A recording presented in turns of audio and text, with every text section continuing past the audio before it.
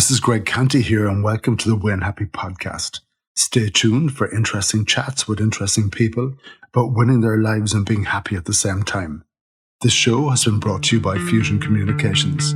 Thanks for listening.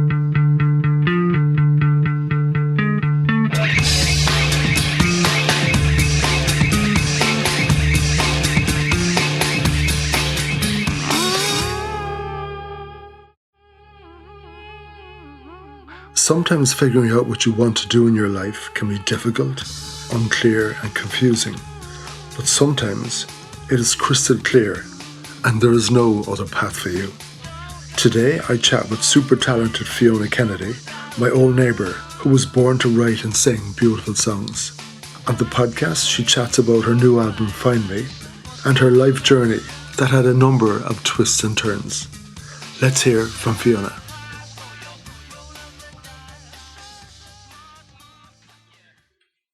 Fiona Kennedy, my old neighbour. A huge welcome to the Win Happy podcast. How are you? Great, Greg. Lovely to chat to you. You know, Fiona, the idea of the podcast was really about people making choices in their life that put a smile on their face. And hopefully as time goes on, we get to figure out some of that. Right. I actually reckon in your case, you had it figured out a long time ago. Is that true? God, I don't know. I think, I suppose I had it figured out. All right, but little did I know what awaited me. Like when I set off on the path, all the twists and turns and the complete roller coaster that it took. But I wouldn't change the music side of it anyway for the world. And I'm still here, still in music, 35 years later. So I must enjoy it, Greg. I think it's definitely putting a smile on my face. Definitely. We should share with listeners that we're neighbours. Yes, old neighbours, yeah. Yeah, we grew up in a lovely part of Cork, just off the Model Farm Road up by Highfield Rugby Club. And I think we were chatting away before we hit record about what it was like. And it was a very kind of neighbourly sort of a place. All of the kids outside playing around and everything else and all the different times of the year. I have a particular memory of huge snow spell. Oh, yes, right, yeah. Yeah. And a whole bunch of us up in your park, I'd say pretty much outside your house, just making snowmen and throwing snowballs at each other and all that kind of stuff. And some of the kids around there. And of course, some of our buddies. And I know one of yours in particular, poor old Wilfred, who's no longer with us. But we all would have been out and about in our little circles, you know, and of course a few months later we're all out in the sunshine enjoying a different type of weather. Do you remember that snowstorm? I do, and it was our park, you see, was a cul-de-sac, so it was safe, so all the parents were happy for kids to be playing on our road because you wouldn't get cars flying up and down, you know, so it was safe enough, and there was a kind of green there at the end, and it was, you know, it was a nice place. So I do. That was some snow. God, I think it was our first big snow. Really, the first big snow that we had. You know, that we were able to go out and stuff. It was brilliant. That we witnessed in our young lives.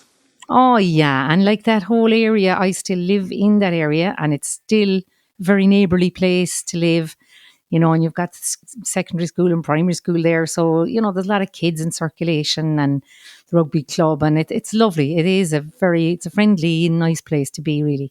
It was a lovely place to grow up, I think, wasn't it? Oh, it was really nice. It was really nice. And I think in a way that kind of shapes you.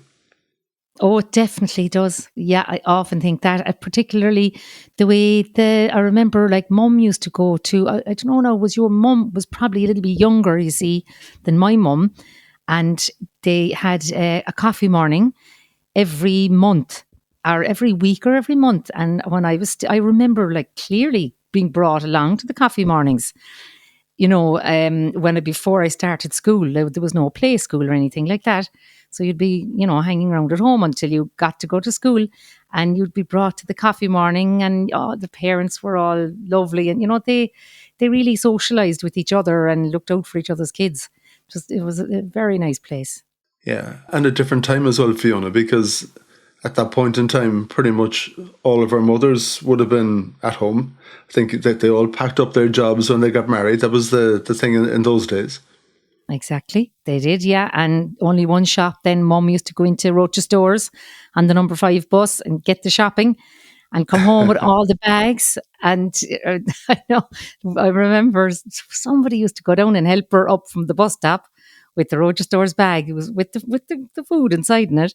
The God almighty. shopping, like, I mean, I still find the odd Roche stores bag around the place, with stuff in it from long ago. Oh, Lord.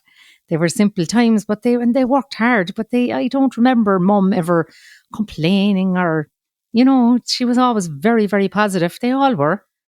They weren't whingers or anything. They just got on with things, like, which I think definitely rubbed off on ourselves. Yeah, and they kind of looked out for each other as well. I think around every Yeah, street there was something going on every street with some character. Someone who was sick or yeah, someone who had something odd going on. But you knew all the characters, and everyone did look out for each other. It was lovely. It was really, really lovely. yeah, And of course, we definitely. had these occasions on Halloween and the usual, all the kids dressing up Oh, and yeah, knocking on the doors, with their bags collecting sweets and nuts and everything else. But yeah. of Oh, it was, course, when you opened your door to Fiona Kennedy, it wasn't that she was all dressed up in scary masks. She had her guitar with her. that's right. I see. I learned early that was a great move. You'd get extra stuff for that. You might get money for that. Like, so I forget what I used to sing, but I do remember going around with the guitar. All right, that was a good scam. All right, for Yeah, Halloween. That's great. your path was marked out for you, Fiona. Here it So, was. It was. so where did the music come from? I'd say it probably came from my dad's side mostly. He was a great singer. When he was a kid, I remember being told that he was offered music and singing lessons with Alois Fleischmann, who was a very famous singing teacher, but his parents wouldn't allow him. I don't know now, was it maybe because it was too expensive or for why, but he just wasn't able to do it. But it was always mentioned with pride that dad had been selected, like, to go to singing lessons. But I'd say that's where it came from, really. My brothers were all musicians. Like, I'm the youngest of 5, as you know, and my 2 older brothers were playing guitar, banjo, mandolin, and accordion. And so music became a big feature for me very young, very early on. I'd say about 7 or 8, really. But like, once I tried all the instruments, but once I started guitar, that was it. There was no going back. And I started singing very early. My mother liked to embarrass me by telling people that my first kind of time singing was, I stood up in the cot out of the blue, pulled myself up in the cot, and I sang the little song from the Aristocats, the 2 Siamese cats. We are Siamese, if you please. So that she liked to just make a show of me by telling people that, and I just took to the guitar, and that was it. So from then on, every minute I got, I was practicing, I was playing, I was singing.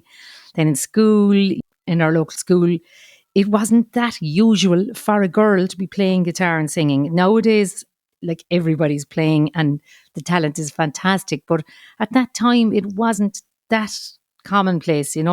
So, say, for instance, if, like, we used to get a half day for Cork winning the match.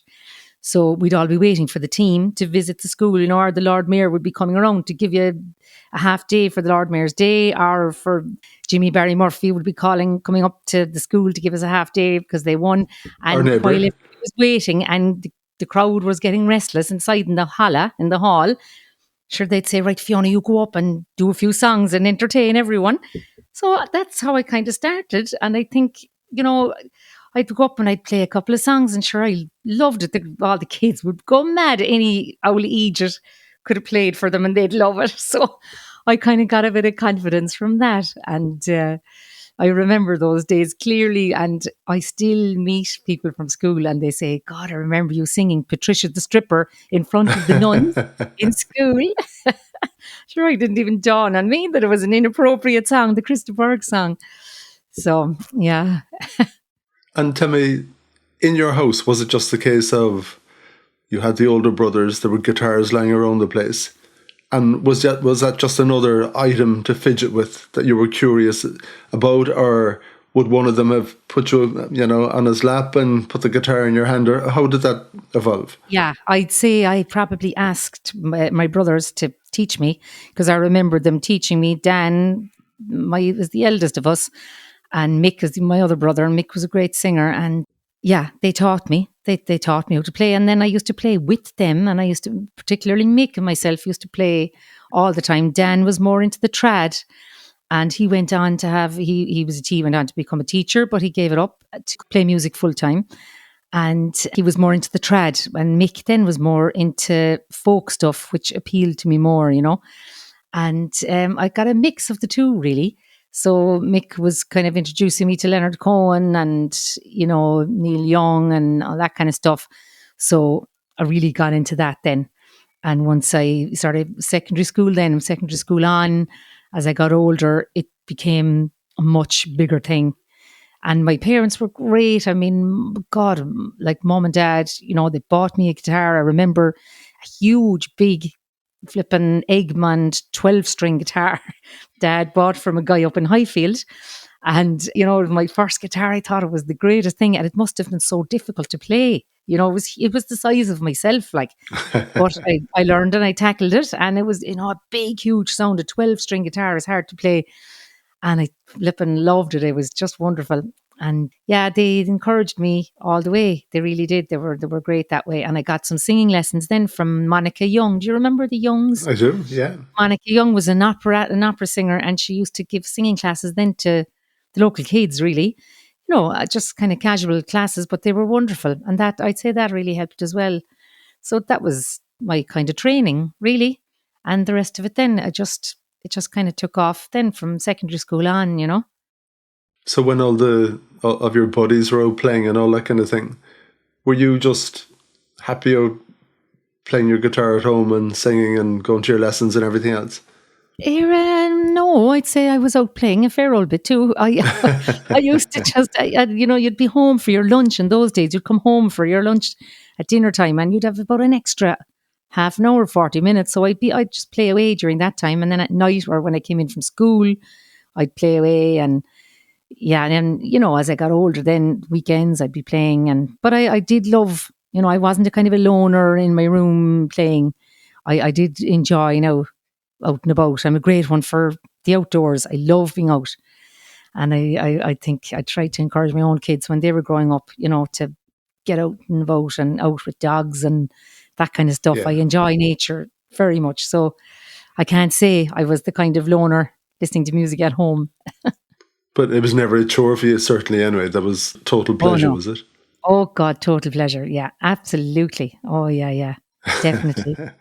Definitely. Because in our house, Fiona, I think mum and dad had ideas that music is good and great thing for a kid to be able to play piano, entertain guests or whatever, Maybe I think it's a very good social skill, being competent with an instrument.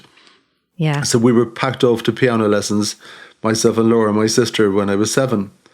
And I think we did that for the best part of, 5 or 6 years. And we went through 3 different music teachers or piano teachers. And I hated it. Oh my God almighty. It was pure penance coming home from school and having to trek off it was just, what a waste of time. And I love music. Oh my God. And this was the big contradiction. So the very last teacher we had a notebook. And the idea was when you go for your lessons, she'd take notes and the notebook would be passed to my mother. So my mother still has the notebook, Fiona. And there's an entry in it. Greg is wasting his time, my time, and your money. Oh no, Greg. Oh, for heaven's sake. And you wouldn't have been the only one. There's so many people who just were dragged to get to piano lessons and hated it. It's really has it put so many people off. I know, and I would have loved it then, but Yeah. I never kind of got the chance really. But it's gas. Oh, your poor mother to read that Yeah, about you. and you can imagine, times were tough and forking out for piano lessons. That's And right. when your ungrateful son couldn't be bothered his backside practicing. I know. And like, can you imagine just going, from one week to the other, sitting down for the half an hour and doing absolutely nothing until the following week you come back? You're going to know nothing. No, and the piano, I suppose, is a different kettle of fish anyway. At least with the guitar, you could kind of do modern songs and, stuff that you might like. A lot of the time, it's just scales and things, I think, with piano. So kids kind of get bored, I'd say, easier. They kind of have to really want to do it. There's less to attract them. Plus, a piano, you have to bring it, you can't bring it around with you. At This is least true. the guitar, you know what I mean? Like we never went anywhere without the guitar. When we went on holidays, we used to go on holidays down to West Cork to Barley Cove, and we had all kind of different places we used to go every year. The holidays was a big feature, like for us, and the guitar would always go. And then eventually, when the boat started up from Ringaskiddy, then when you could go to France, and from Rosslare, sure, the guitar came as well. And and it was a great way to meet people. And, like mum and dad would always encourage us to have another session in the tent or whatever. And you'd meet then all the other people in the campsite, whereas before you'd be kind of passing them, kind of saying bonjour or whatever. But, having a musical instrument, being able to get a session going, it's the real Irish thing too, isn't it? It sounds like it's something that's added an awful lot to your life, even in terms of mixing and confidence and everything. Oh, definitely. It's been huge. And I suppose I try not to define myself as a person through my music. But really, I was saying before we started that I was clearing out my home place after my mum passed away, and the whole house was full of boxes of cuttings and stuff, tapes and everything of all my music. And just going through it all, it really brought it home to me how much I've given to music. My whole life has been completely and utterly, really wrapped up in music. And yeah, and and it still is like, it's funny the way it all worked out. All right, but it's a great thing. It is a fantastic, and I think for young people coming up now, I think it probably is a good idea to have a day job for a while so that you can actually earn a living and you don't have to sacrifice your music. You don't have to play stuff you don't want to play in order to earn a living, that you can do your creative and do your, play your own stuff basically. Because I didn't follow that myself, and it probably, in hindsight, might be an easier way to go, you know. Yeah. But then again, Fiona, do you need to be all in for it to work? Um, I don't know. I don't think so. I actually don't think so. I think it certainly gives you a huge breathing space if you have another income, another way of earning a living, so that you can actually live, and then you don't have to, you don't have to sacrifice stuff in your art to actually make enough money to live on. I know quite a few artists now who have day jobs, and you wouldn't know it, but they do. And I think it has helped them, you know. And I wouldn't say it lightly. I just say it from experience, really. Maybe for a while, anyway. Before I would have said no, jeepers, straight in music all the way. But now, on mature recollection, as they say, I think it is probably a good idea to have a bit of a day job or a way of making a living, anyway. Because I guess if you're too under pressure with money and everything else, it'll become a penance more than anything else, would it? Well, of course, yeah. And particularly if you're a singer-songwriter, I mean, it's quite difficult to make enough money to live on, to when going into venues and playing your own stuff. Whereas if you know jolly well that you can go into a pub and entertain people and just play covers, that if you do that enough nights in the week, you will be able to pay your mortgage or pay your bills, whatever. But then that's diluting your creativity. So it's a little bit of a conundrum.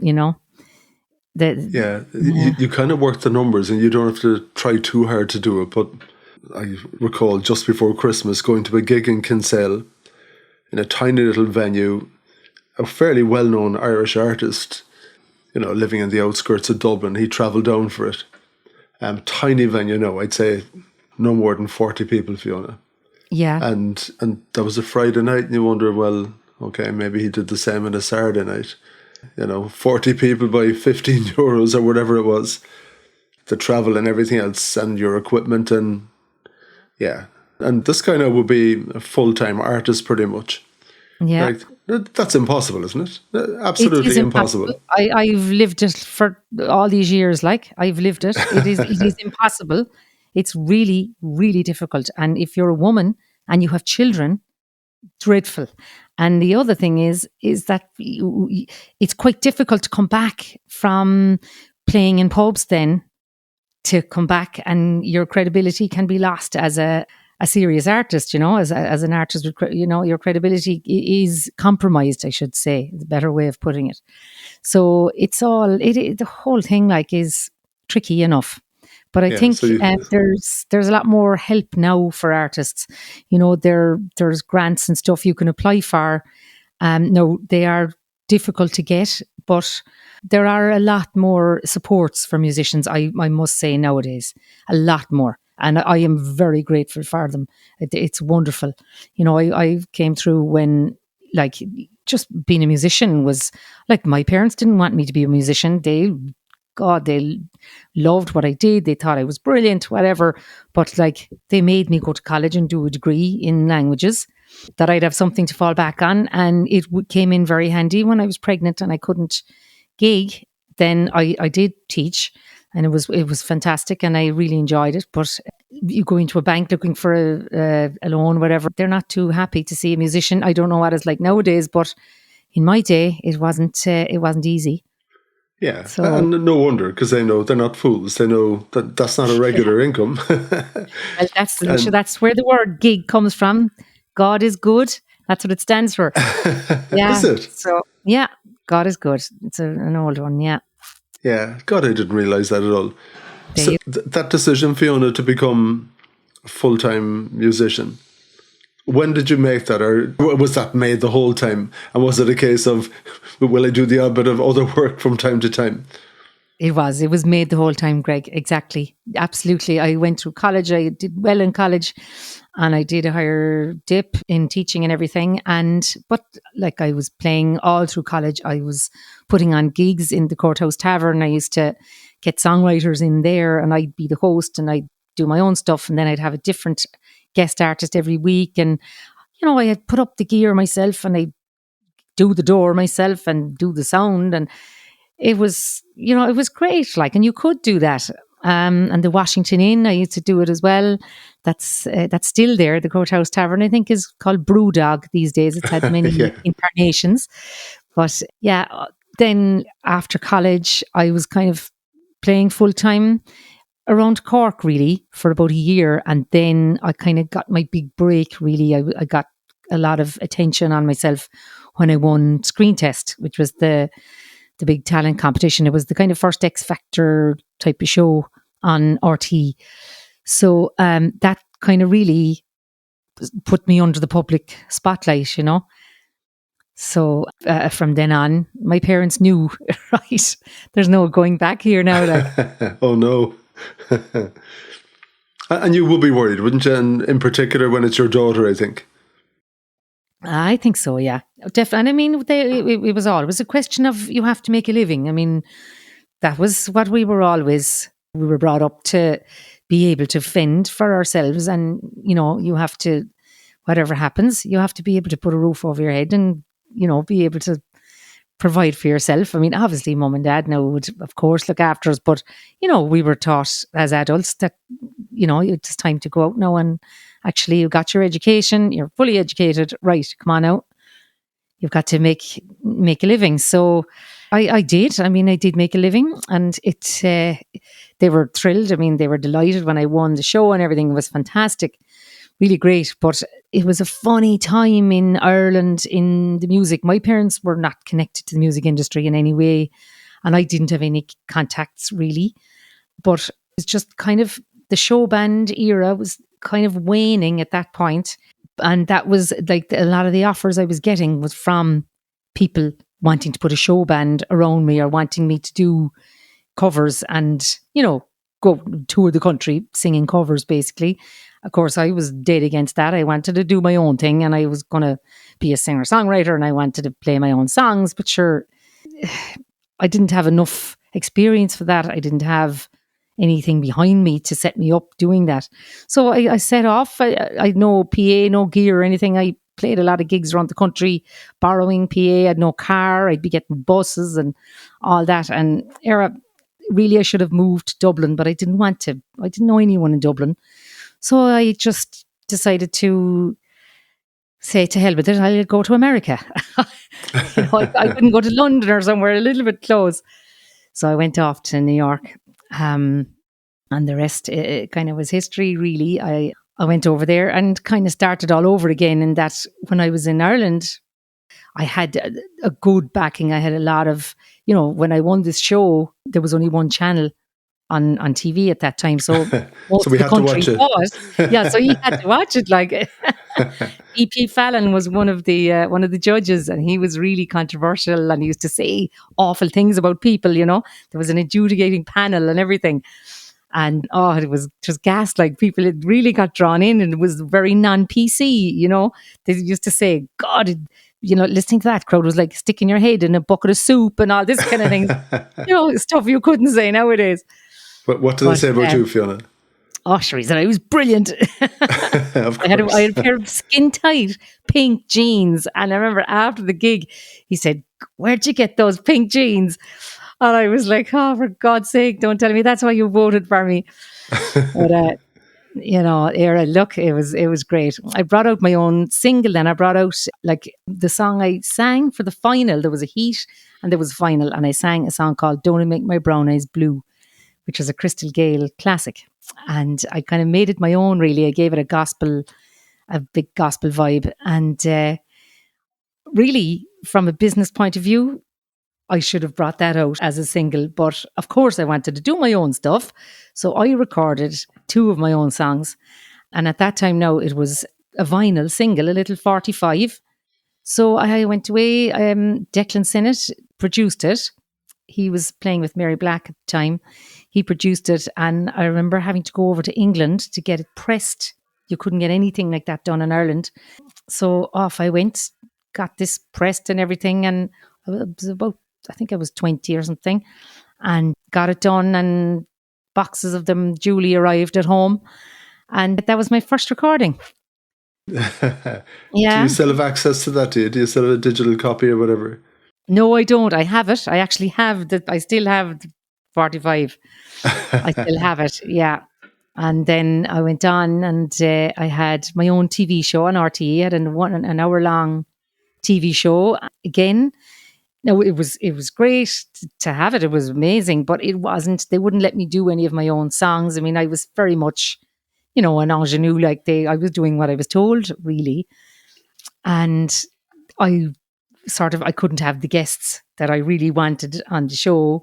So I was told, right, these are going to be your guests, and they were all really good. But I was singing songs that were picked by them, and I was a bit disillusioned after that. I was dancing, I can't dance. Everything that you weren't. Yes, exactly. Yeah, exactly. But I tried my best now, and I nearly killed myself with the dancing. And, I was in with kids from the Billy Barry school were dancing behind me and all this. And oh God, like it was grand. And I got a very good review in the paper. Thank God. But, it really wasn't what I wanted to do. So I headed off and kind of started as an unknown again in New York City. And Did you have people there? Did you? I had an uncle and aunt, in Long Island. So I stayed with them at the beginning, and then I met up with a couple of other friends. Sure, the whole country was over and back to New York at that stage. Do you remember that day when you were touching down at JFK? What was going on in your head? Well, something what I mostly remember, Greg, and it's terrible. I remember being so excited, like just thrilled to be heading off and going up in Shannon Airport. We had a big fry, mum and dad and myself. We had the fry in the restaurant, and I was going up the escalator, and I looked back, and Dad was crying. I'd never seen Oh, Dad cry, dear. and I couldn't believe it. But I was so touched. God, even the thought of it now brings a tear to my eye. I didn't realize how much it was going to affect them. That I What was year was that, leaving. Fiona? What year? It was 1986, I'd say. Okay, yeah. Yeah, it was only a year after screen test. I didn't hang around long. Yeah. How long were you out there for? I was over and back really for several years, over and back doing different things, and then I ended up. I played for the Kennedy family while I was over there. It was unbelievable. I met Bobby Kennedy Jr. at a kind of I did a big benefit gig for the Ireland Fund or something like that, and I was invited out to Hyannisport to play, it was kind of a family party. So it was lovely. It was really amazing, and I met a lot of very interesting people. I met Jelly Bean Benitez, who was producing Madonna at the time. Guy that I was playing with, he had a studio. He was kind of part owner of Skyline Studio, and Madonna was recording there at the time. So we used to be allowed to go in kind of at 2 a.m, when there'd be nobody there, and record stuff. So yeah, it was an amazing time, really. I met Sting, and I met Stefan Grappelli actually before he passed away. I heard him play in the Blue Note. Yeah, great. So I did enjoy it now very much. And then when I kind of eventually settled back in Ireland, I was getting married, and I moved up the country, up the top of the country. So that was a different phase of my life then started. Where did you end up? I was in Cavan, up in County Cavan. Okay, God almighty. So what did that gang make of you? No, I'd say they didn't know what to make of me. But I enjoyed living. I was living in the countryside, and I really enjoyed that. And we had a lot to do with horses and that kind of stuff, and I enjoyed that. But I must say, great community spirit now and everything up there. It was really nice. But and at that time, then I released my first album, Crazy Love, and I was nominated for an Irma Award then for Best Vocalist, something like that. And it was up against Sinead O'Connor and Frances Black. So I was in good company. And that was all really good. But things did not go well. So on the marriage front, it's just things didn't go well there. Oh, on the personal front, is it? On the personal front, yeah. Oh, sorry. So yeah. I kind of had to leave, and at that time then I had a little small baby, so I went back to Cork and I had to start again. So it was like I seemed to be starting all over again, several times. So in America, I started from scratch, started from the very beginning. Nobody knew who I was over there, and built it up. Then came back to Ireland again and started off again. Now I did have some grounding, but I had lost out on some time, and I was in a different part of the country. But it went okay. But I had to leave my house and everything that I had built and come back with a small child this time. And that's when life really came to call, I think, in that I really had to work very hard to try and make a living and, try and get a roof over my head and all the rest of it. That first album, can you pick a track for me that sums up that time for you, that means the most to you from that album? That's a tricky old question now. I think a song called, it's a cover, Sing Like You Don't Need the Money. You got to sing like you don't need the money. Yeah, Okay. that probably sums it up all right. Why did you pick that one? Because it was probably what I was doing, you know. I had to go out there and make a living, like, and I I used to travel. God, like even before I left Cavan, I remember quite often driving from Cavan to Skull, right? To Skull now, which Skull is down the far end of the country, like really, really southwest, and stop off in Cork and carry on then down to Skull and do a full gig, full on rip roaring gig, everybody getting going, the whole lot, and then get in the car and drive back up to Cork about an hour and 45 minutes, I suppose, you know, to stay at home then for the night. So I travelled all over the country, really, you know, and I'd often be playing 5, 6 nights a week, driving, putting up gear, playing.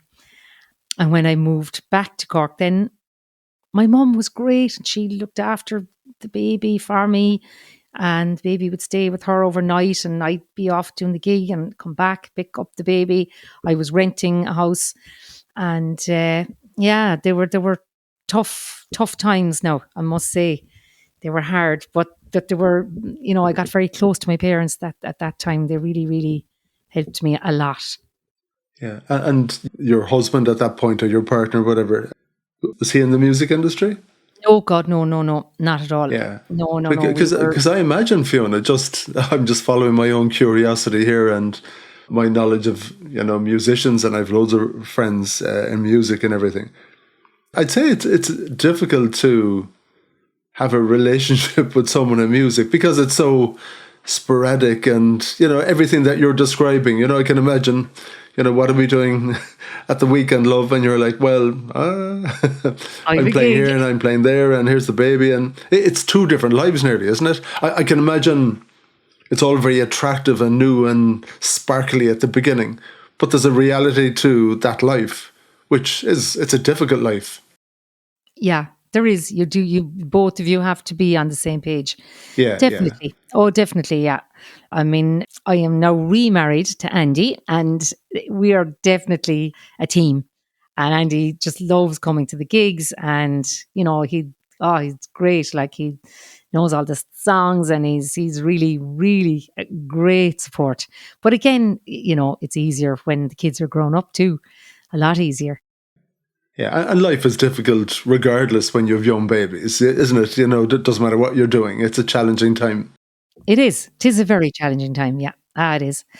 So yeah, so there was another phase of my career, But yeah, it was hard. No, it was hard. I really wasn't expecting, things to get so difficult, and I'm glad that I got through it, and I kept kind of solid, and I kept ahead, and kept on plodding on. But I went from playing a lot of great venues and everything to really, having to slog it out and going into pubs where, nobody gave a sugar about the music, and just going in and just saying, right, lads, I'm going to entertain ye, whether ye like it or not, and having to, get do it for the money, really, because I didn't want to take on a day job and leave the baby. I wanted to be there. So that's what I chose to do. And it worked out. It worked out okay. Thank God. But what's that feel like, hauling your gear into a pub where, a lot of people don't really give a toss one way or the other? They're just having their few pints. And what's going on in your head when you're, at the mic with your guitar in your hand about to rock onto the first few songs, when you're kind of breaking their atmosphere in a way? Yeah, very good question, because I know the feeling so well. I did it so many times, and it definitely shapes you as a person, makes you a lot stronger. I remember, like, always just walking in, and no matter what happened, I take no notice of anybody, put up my gear, and you'd be bringing it in and bringing it out, and they'd all be saying, God, who's this one? And then I'd say, right, I'll I start off with a couple of songs, maybe three. By the third song in, I'd know what would go down well in this particular place. I'm always good at reading a crowd.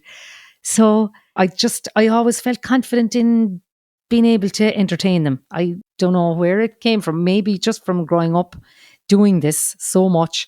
I never felt, okay, I'm never going to win this crowd over. I always believed I'm going to win this crowd over. And by the time 11 o'clock or 12 o'clock time, whatever time it was, they're going to have a great night and I'm going to be delighted. I'm going to get paid and away I'll go. And it was like that. You had very, very few bad gigs, I must say, you know. So I think you just have to be confident. You have to kind of look them in the eye and do your stuff. And I'm sure that experience would stand to you, would it? Oh, without a doubt. Without a doubt, yeah. Because you will question your songs and are your songs okay? And are you this and are you that? But when it comes to, or, you know, trying to get a gig in a place, you know, I always have that kind of inner confidence when I walk onto the stage. I kind of know where I am. I know I feel comfortable. I know what I'm doing. So I think it has come from years of slogging it out really when times were hard. You know, it certainly did toughen me up a lot in that respect. But I think it would be nice not to have had to do it. It would have been good. And it certainly was not good for my health, I must Yeah. say. You know, God, I remember after, now I'm going on a tangent here, but when Andy came into my life, I was working very, very hard. I had 2 kids by then and I have asthma. So I sort of, if I got a cold, I'd get a chest infection type of thing, you know. And I remember, like, God, I was really exhausted from playing. And Andy worked in Kazakhstan overseas. So, and I was actually playing in Kazakhstan when I met him. I was after being flown out there for St. Patrick's Day. And I had done it a couple of years and I met him. The first time I met him, I couldn't stand him. Then the next time I met him, I kind of came around. I warmed to him a bit. But anyway, later on when we became an item, he was over in Ireland and God, I was really sick. And I had played New Year's Eve and I had done a load of gigs right up to New Year's Eve. So myself and my 2 daughters were there and they were, you know, teenagers at that stage. And he said, you know, something, you're really bad, like. And I was just there, I'm croaking. And he said, right, I'm booking a holiday and I'm booking it now. And he booked a holiday in Lanzarote right then, like at 1 o'clock in the morning. We had all come in from the Kingsley, actually. I was playing in the Kingsley and the kids had been there. And he booked it. And we all went off 2 days later and went on a holiday. And I just lay there and got better and better in the sun. And I think from there, we kind of got very close then and ended up getting married. And we're married now 15 years, almost 15 years. Yeah, well, it's a different answer to the question that people would expect. How did you meet? Yeah. Kazakhstan isn't something that people would expect to hear one way or the other. It's not like I met you in Reardon's or, I don't know, the White Horse, whatever. Tell me about the new album, Fiona. The new album is very exciting because it's actually, it's my first album of all my own material. I've always had a couple of covers in my previous albums, but it kind of came about due to a songwriting workshop I did with Jack O'Rourke. And I had a couple of songs floating around. And then I'm a huge fan of Jack. And when I saw he was facilitating this workshop, I got into it. Thank God I got a place. And here we were just, you know, he kind of talked to us, whatever. And then came our homework. You had to have a song every week. So I was kind of slow at the beginning. And the next thing then I got going and there was a song came in every week. And my whole songwriting thing just really, really came flowing out. It was all over COVID and everything was done by Zoom. And I was doing live streams then, doing all my own stuff on the live streams. And that's how the whole album really came together, you know. And I worked with 3 different producers. I worked first of all with Cormac O'Connor. You might remember Cormac. He's from near us as well. And John O'Connor is his brother. He's ex School of Music principal, and those O'Connors. So Cormac, you know, was another old neighbour. So he produced several of the songs. Then there was a special song that I wrote about my dad called "Where Else Would You Get It?" about fishing in Killarney with my dad. And I asked Declan Sinnott to do that one because I knew he would do a wonderful job on it, which he did. He did a really sensitive, beautiful job on it. So he did that one. And then Christian Best was the other producer that I worked with for the remaining songs. And Christian, he's best known for all his work with Mick Flannery. And he was just wonderful to work with. And they were the last songs that I recorded.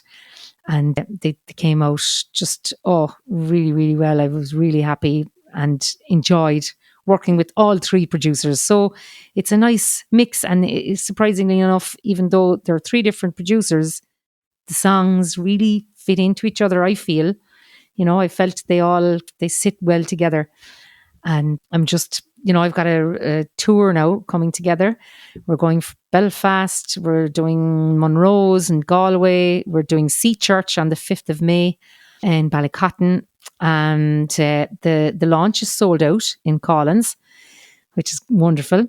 And, but no surprise. Yeah, no, God, I'm very surprised. Gee, everybody was saying that, and I'm shocked. God, I didn't think it would sell out as fast at all. So, yeah, it's really great. So, just going on the road and doing all my own stuff, it's just what I've always wanted to do. And I mean, I've been doing it for the last while, but kind of under the radar. And now promoting the album, it's the whole thing now falls on airplay. So, if I get the airplay, it'll be a huge help. So hopefully, I think Irish artists really, really need to get more airplay on Irish stations, particularly female artists. There's been studies done. A lady called Linda Coogan Byrne has done several studies in the last year or two about this. And like the percentage of Irish female artists getting airplay was tiny comparing to male. It was like 80-20. In favour of male artists. I think now they have changed it since this study came out, but this is only in the last kind of year or two. And what's that down to, Fiona, do you think? I don't know. I just don't know what it's down to. It's weird, and I like also the fact that they don't play enough. I think anyway that they don't play enough contemporary Irish artists like during peak times during the day. Like, okay, they'll do it on a Sunday night and these, all Irish shows and all that. But I really feel they should do a lot more, particularly when we're a nation that is so chock full of musicians and artists. Like, comparing to other countries, I really think that there's definitely more per square metre here in Ireland. Like, yeah, they should, absolutely. And I think you owe it to Irish artists anyway to celebrate what's coming from here. Now, of course, they're all worried about their ratings, so it's easier to throw out a U2 song rather than an up-and-coming artist or whatever. But that's it. I know it's all numbers and stuff. But I think really, coming from my background, I'll always be saying play more Irish.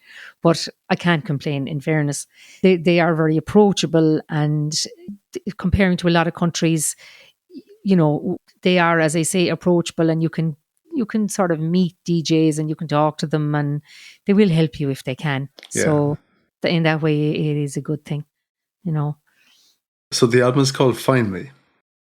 It is, yeah. And then the title track is Find Me as well. The song Find Me it's just gone out to the stations, actually. It's just literally gone out today as we speak. And it started life as a song about a mermaid, but I think really it does have a few more meanings, and I think I probably was, my profile was not there for quite a while. I wasn't pushing myself forward. Maybe I wasn't ready. Maybe I just wasn't ready to open myself up a bit more. I think that there was a touch of that. Plus, I had a lot of dealings with my mum and dad in their final years, looking after them and stuff. And that was my priority, really, and then now I'm kind of a lot more freer and a lot more free, I should say. And I think really I'm probably opening up more and not as worried about seeming a little bit more vulnerable, maybe. So Find Me means listen to my music and maybe see if it touches you, if it connects with you in any way. And your dad is on the album, or he's featured in it with your song about fishing. Did you catch any fish, by the way? Oh, we should catch fish. Stop. Sure, Dad was a champion fisherman. He was brilliant. A fly fisherman, and he used to win all the competitions. And my brother Mick as well. And there's a song from my mum as well called Heart and That's what I was Soul. going to ask you. Yeah. Oh, God. Yeah. Yeah. I wrote a Which song. song is that? Heart and Soul, it's called. The rock we all relied upon. You were the heart and the soul. You know, the way the mum is the heart and soul of Yeah. the home. Like, you know, everybody tells the mums, really. You might be a bit slower to tell the dad, but you'd always tell your mum, like, for girls anyway. You know, if something was going on, don't tell dad, but. So So it sounds like it's all of you on this album, Fiona. I think so. Yeah, I think it is. And, you know, I've a few people have heard it now, and some of the songs have been released already because with COVID and everything else, it just delayed the whole lot. So some of them have been released, like The Place of My Resurrection, which was about going back to where I started, which was where my home place, and lots of new songs then as well. So, but I'm all there. Yeah. So you're on the Win Happy podcast. What's happiness to you? Ooh. God, I, to be honest now, and it might sound very cliched, but when all the family are all right and the kids are okay and my husband's all right and they're all happy and no one's given out, everything is cool, I'm happy. It does actually takes very little to make me happy, but like supreme, unbelievable happiness is either hearing one of my songs on the radio gives me a huge thrill, like a really great buzz if you hear it. And the other huge buzz is just being on a beach, sunshine, near the sea, anywhere near the sea, anywhere in West Cork. And I'm supremely, very, very happy. Yeah. And I heard you saying that, you know, when you hear a song on the radio, it gives you a buzz. In terms of winning, what does winning look like for you personally? Ooh, winning now. This album is winning for me because this was what I always wanted. Like, just I wanted to do my own stuff from the start, and it was such a convoluted old road that I've had. And having an album of all my songs, that's certainly winning. A big win would be, you know, if people really liked it and it kind of, you know, if I felt okay, I can play now venues, or if I got a little thing going, circuit going, where I could play my music around the country and I could get a respectable number of people to come to the gigs, and, you know, and it all went swimmingly. That would be a huge win. I'd be very, very happy. Okay, get out there and support this fabulous girl, my neighbour, my old neighbour. How can people follow you, Fiona? So I'm on all socials. I'm on Twitter, Facebook, Instagram, and my website is fionakennedy.ie. I'm also on Bandcamp, and you can buy all my music from Bandcamp, and you can buy it from iTunes as well. And yeah, all my contact details are up on my website, fionakennedy.ie. So I've got two last questions for you. The first is a tricky one. It's a huge one. What was your best day ever? Ooh, best day ever. God, I'm after telling you my best day ever. My best day ever was waking up after like 10 nights on the trot playing with a shocking chest infection, and Andy saying to me, right, love, pack your bag. We're off to Lanzarote and we're going to a villa. We're not going to a hotel or anything funny. We're going to a beautiful villa. And that was the best day ever. And the kids were so excited. And we were all just jumping around the kitchen, screaming, we're going. It was just wonderful. Now, there have been loads of great days, wonderful beach days with the family and everything. But like that always comes to mind, and we still talk about it at home. That remember that, like, you know, it was just such a thrill. Yeah. How old are the kids now? They're in their 20s, both in their 20s. One is still in college and one is working. She's a biochemist. Is there any sign of a guitar or a singer there, anything like that, is there? Yeah, they both play guitar, and my elder girl is a wonderful singer, just a wonderful singer, but she wouldn't be bothered doing it professionally or anything like that. She's into sport. She does triathlons and all sorts of stuff. She's Oh cycled dear. 40K the other day. Yeah, she's unbelievable. They both love music, but they no more do what I do. They think I'm crazy. They think it's hard. They think it's much too hard, much too difficult a job. Yeah. Are they right? I don't know. I don't think so. I think it's great crack. Yeah, It's yeah. it's varied and Yeah. it's fun and gee, for me anyway, or I wouldn't do anything else. Nah, You really. couldn't. It's impossible. This is who you are. It is really, yeah, it is like it is. And I enjoy the people and everything. Just the change and just all the buzz and the excitement. And I mean, we're gearing up now for the launch and rehearsing and all that, and it takes so much time and effort. But the rewards are great. Like everyone is buzzing, everyone's happy and looking forward to it, and it's great. So, can we close off by you choosing one of your songs, and you might let the listeners know why you've picked this particular one? As one of my favorite song on the album, I'd Yeah, say, any song you choose to close off with.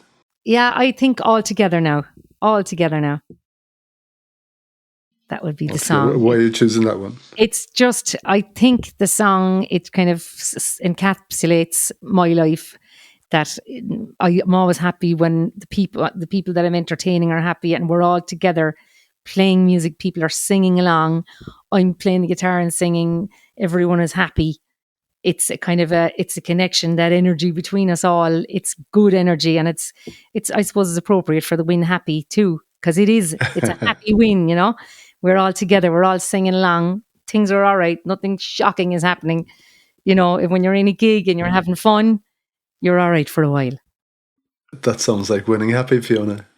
It sure does. Fiona, thank you so much.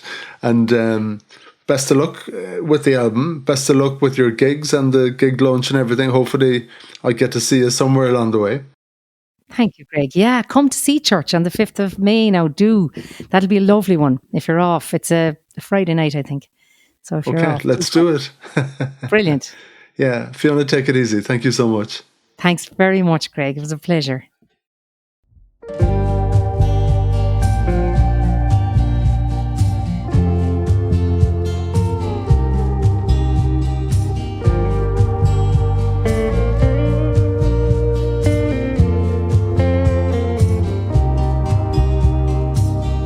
There's a bar in New York City. They call it CBGB. And I felt a strange familiar feeling when I walked into the dressing room one night, and it took me back to the college bar. Music and love, that's what life was for. We were singing